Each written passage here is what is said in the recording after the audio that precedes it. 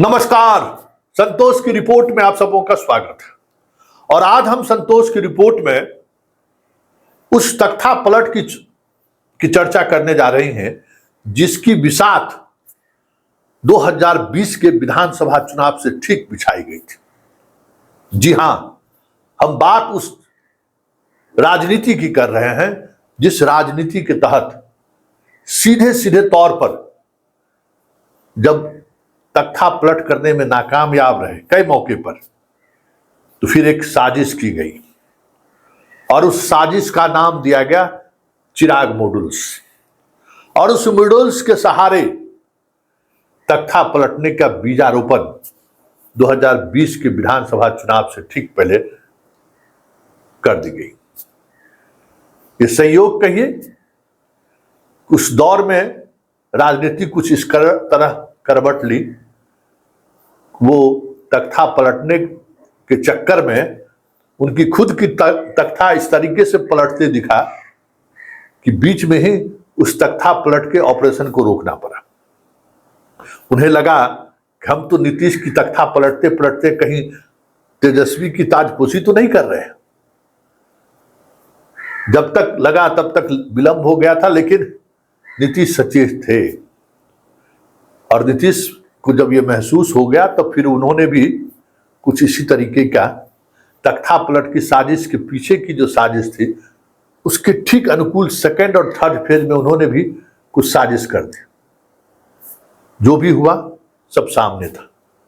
किस तरीके से नीतीश को कमजोर करने के लिए या तख्ता पलट में सहूलियत हो, इसके लिए तमाम ऐसे लोग जो नीतीश के अच्छे मित्र थे या अच्छे सहयोगी थे, उन लोगों को सरकार से हटा दिया गया। याद करिए, नंदकिशोर यादव गए, सुशील मोदी गए, सब लोग ऐसे चेहरे जिन चेहरों के सहारे बिहार में सुशासन स्थापित किया था नीतीश कुमार, उन तमाम चेहरों को पूरी राजनीति से बाहर कर दिया गया ताकि आने वाले समय में जो तख्ता पलट की जो पृष्ठभूमि विधानसभा चुनाव से पहले रची गई थी वो बीच में ही अंजाम तक दे दिया जाए।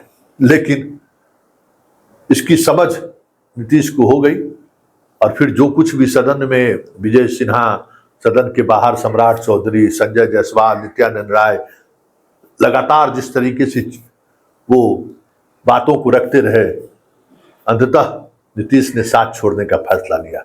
उस तख्ता पलट की साजिश को उसने विफल करते हुए राजद से हाथ मिला लिया। फिर राजद का जो अपना स्वभाव है, उस स्वभाव में बदलाव कहाँ से होगा? इतिहास लिखाएगा तो बहुत कुछ लिखाएगा ना।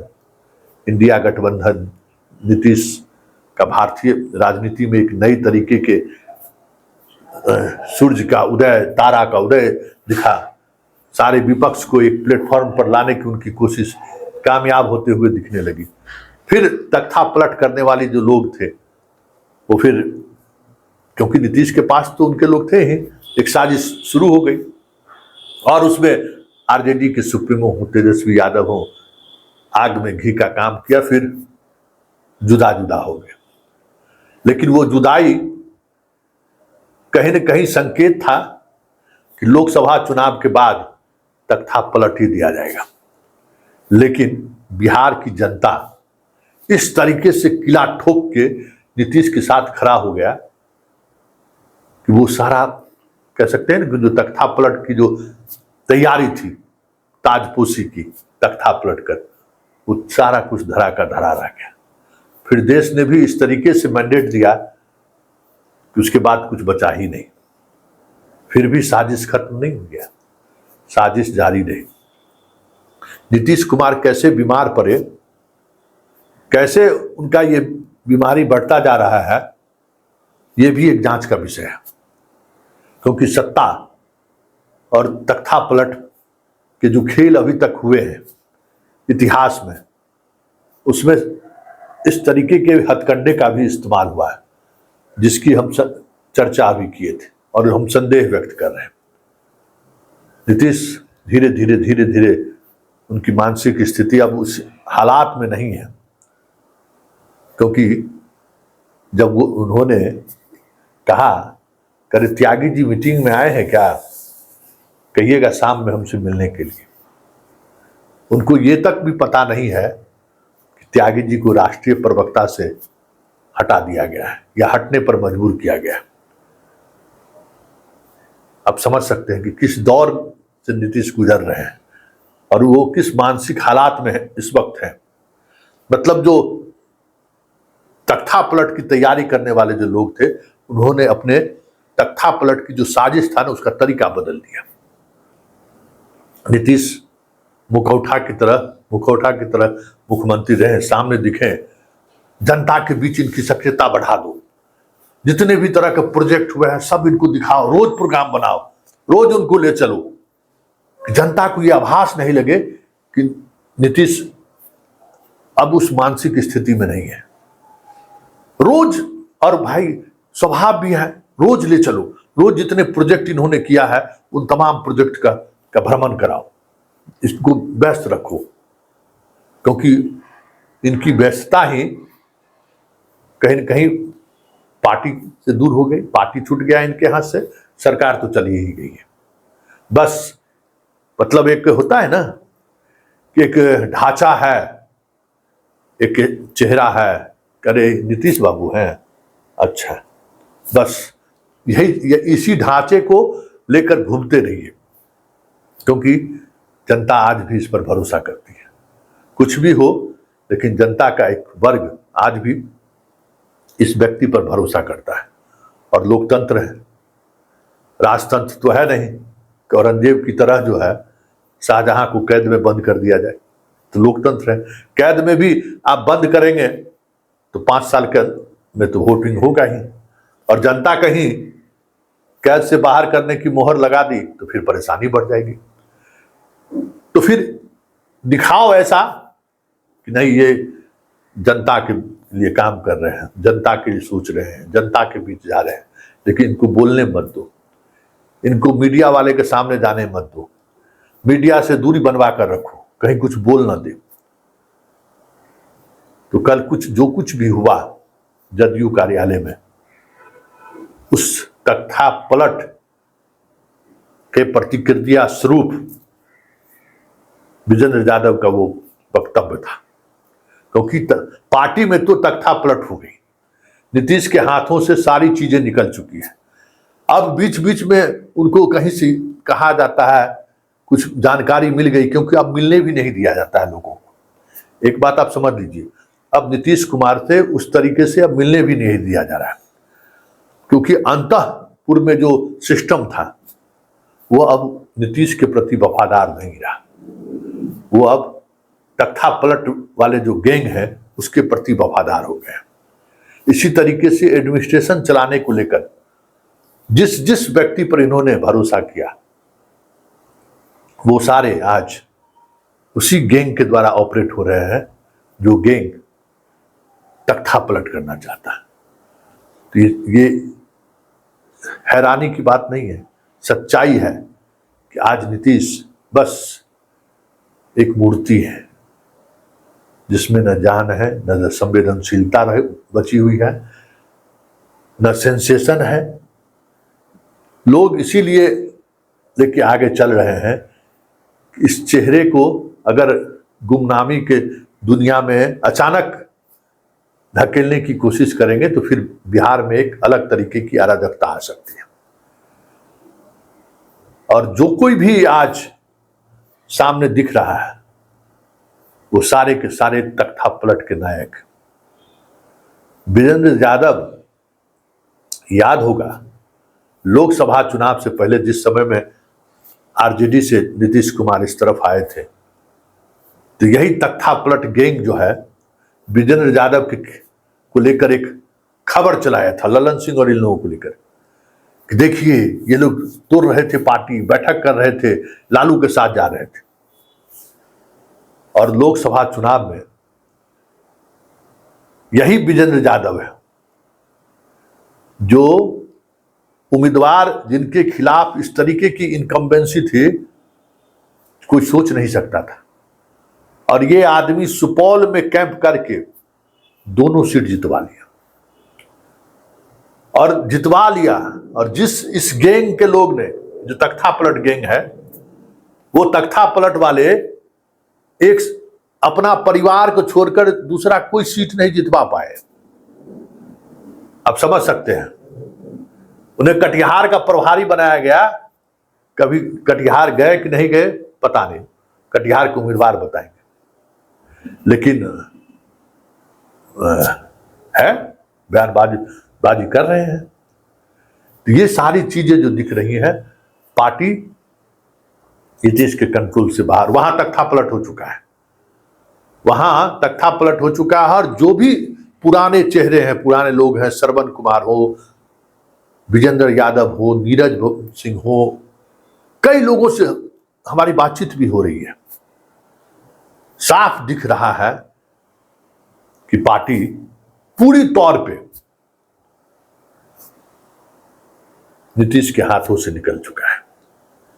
इस बात को ऐसा नहीं है कि नीतीश महसूस नहीं कर रहे हैं, नीतीश महसूस कर रहे हैं और वो कोशिश कर रहे हैं कि किसी तरीके से पार्टी मेरे कब्जे में आ जाए। तो वो मनीष वर्मा को वीआरएस लेकर संगठन में भेजा। मनीष वर्मा को जहां तक मैं समझ पाया हूं और जितनी उनकी समझदारी है, थोड़ा वक्त लगेगा चीजों को नियंत्रित करने में, लेकिन थोड़ा वक्त जो है ना, वो बहुत बड़ा वक्त है, क्योंकि अब हर दिन हर पल चीजें बदल रही हैं। कितना मनीष वर्मा उसमें सफल होंगे ये तो आने वाला वक्त बताएगा, क्योंकि जो कोशिश शुरू हुई है, जैसे प्रशासन में भी दीपक कुमार की वजह से जो चीजें नीतीश कुमार के हाथों से निकलता चला जा रहा है, चीफ सेक्रेटरी का लाना, कुमार रवि को ले जाना, और आपको हैरानी होगी कि मुख्यमंत्री आवास में अधिकारियों का जो सेकंड लेवल है, दूसरा लेवल, उसमें अधिकांश कहीं न कहीं ऐसे लोग हैं जिनका रिश्ता नालंदा से है। ये बात समझ लीजिए। कोशिश कर रहा है ये जनाब ये, और इन्हें महसूस भी हो रहा है, इनकी जो छटपटाहट भी है, जब कभी भी ये अपने आप को उस ट्रोमा से बाहर निकलते हैं, इनको समझ में आ जाता है कि अरे क्या हो रहा है। तो ऐसा नहीं है कि वो उनकी छटपटाहट है, नहीं है। पार्टी मेरी बची रहे, सरकार में मेरा धमक बरकरार रहे, इसको लेकर जद्दोजहद कर रहे हैं नीतीश। हारने वाला बंदा ये नहीं है, ये भी सोच लीजिए। भले ही जिस मानसिक दौर में चले गए हैं या जिस मानसिक हालात में इस वक्त है, फिर भी ये बंदा कोशिश कर रहा है, फाइट इट। और इस आदमी की यही खासियत है कि अपने पूरे राजनीतिक जीवन में जिस भी दौर में रहा हो, इससे ये अभी तो बहुत अच्छी स्थिति है। सरकार में भी बहुत सारे लोग हैं जो इनके चाहने वाले लोग हैं, पार्टी में भी बहुत सारे लोग हैं जो चाहने वाले हैं। याद करिए 1995 समता पार्टी बनाए और कितनी तैयारी के साथ आए थे और बुरी तरह से हार गए। इस आदमी ने जितना हार देखा है, मुझे याद है, एक वाकया याद है, वो वाकया हम आपको बता देते हैं। वाकया था कि अटल बिहारी वाजपेयी आ रहे थे मधुबनी और नीतीश कुमार रेल मंत्री थे, और ये जो अभी जो देख रहे हैं ना 4 लेन, ये जो झंझारपुर वाला जो 4 लेन है, उसी का शिलान्यास करने जा रहे थे। दरभंगा स्टेशन पर हम लोग भी चले और दरभंगा स्टेशन पर ही उनके सबसे करीबी, मिथिलांचल के जो सबसे करीबी उनके पार्टी में, समता पार्टी के दौर से जो जुड़े हुए थे, जो अब इस दुनिया में नहीं रहे, वो भी चढ़े। थोड़ी देर बाद कुछ ऐसा वाकया हुआ कि उस सैलून में मुझे भी जाने का अवसर मिल गया, जिस सैलून में नीतीश कुमार और कुछ खास उनके नेता बैठे हुए थे। वजह क्या था, क्यों मुझे बुलाया गया था, इस पर चर्चा नहीं करेंगे, क्योंकि उस समय तब नया नया पत्रकार थे, बड़े बड़े पत्रकार लोग सारे बॉगी में बैठे हुए थे। और उस आदमी के उस जुझारूपन को मैंने देखा, कितना हार उन लोगों ने कहा कि पूरे जीवन में आप एक चुनाव हारे हैं, 2 चुनाव हारे हैं ना, हम तो हारते ही आए, हम जीते कब? आप इस तरीके से जो है सो ब्रेक डाउन हो जाइए, कर दीजिएगा, तो फिर हम लोगों का क्या होगा? अब आप हमारे गार्जियन हैं, गार्जियन हैं आप हिम्मत मत हारिए। हार जिंदगी में जो है ना कुछ सीख देता है। लेकिन संयोग ऐसा हुआ, उस बार भी वो हार गए। पूरे प्रदेश में जीत हुई, लेकिन उस सीट से वो फिर हार गए, और हार की उस गम को वो कह सकते हैं कि बर्दाश्त नहीं कर सके, और चंद दिनों बाद ही इस दुनिया से वो चले गए। तो मैंने नीतीश के उस जुझारूपन को देखा है, जिस दौर में नीतीश बिहार के मुख्यमंत्री भी नहीं, रेल मंत्री थे, और फिर जो कुछ भी हुआ वो पर्दे के सामने है। तो मेरे कहने का अर्थ यह है कि सत्ता पार्टी का तख्ता पलट हो चुका है। नीतीश के हाथों से दोनों चीजें बाहर हो चुकी हैं, लेकिन कहीं से दूर कहीं नीतीश का वो जो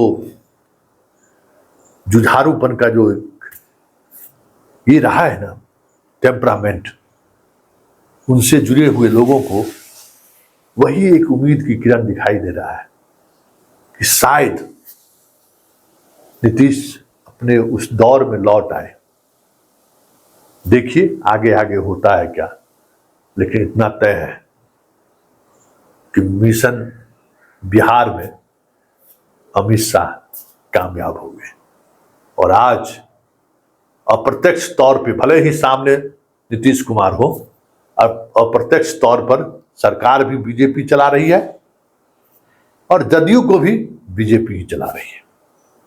अब देखिए 2025 के चुनाव से पहले नीतीश कुमार को लेकर जो चीजें चल रही हैं, जिस तरीके से जदयू को कमजोर करने की कोशिश हो रही है कि और कमजोर हो जाए, 45 से घटकर 20-25 पर आ जाए, वो जो कोशिश चल रही है ताकि तख्ता पलट की जो खेल हुआ ना, वो खेल एक्सपोज ना हो पाए। उसमें सब लोग लगे हुए हैं, इनके आसपास के जितने लोग हैं सब लोग लगे हुए हैं। इंतजार करिए, और हम दिल्ली के पत्रकारों से भी कहेंगे, बहुत कुछ चला रहे हैं। तो ये एक सत्य है कि बिहार में तख्ता पलट हो गया, और जो कह सकते हैं ना कि मनसा संघ और बीजेपी वाले बरसों बरस से पाल रखे थे कि किसी तरीके से बिहार में की सत्ता हमारे हाथों में है।